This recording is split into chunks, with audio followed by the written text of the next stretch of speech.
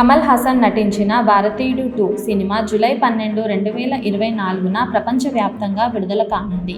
Cinema promotions భాగంగా ఇటీవల తాతా వస్తాడే, అదరగొట్టి పోతాడే, చెంగలువ మరియు క్యాలెండర్ అనే లిరికల్ సాంగ్స్ విడుదల చేశారు. ఈ పాటలో సిద్ధార్థ్ మరియు ప్రియా భవానీ శంకర్ డాన్సులు హైలైట్ గా నిలిచాయి.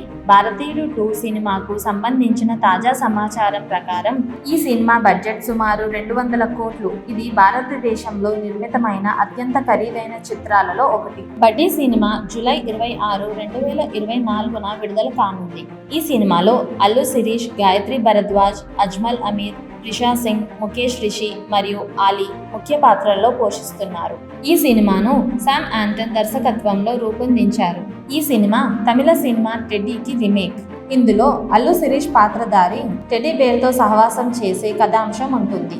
ధనుష్ నటిస్తున్న సినిమా రాయన్ జూలై 26, 2024న విడుదలకు సిద్ధమవుతుంది.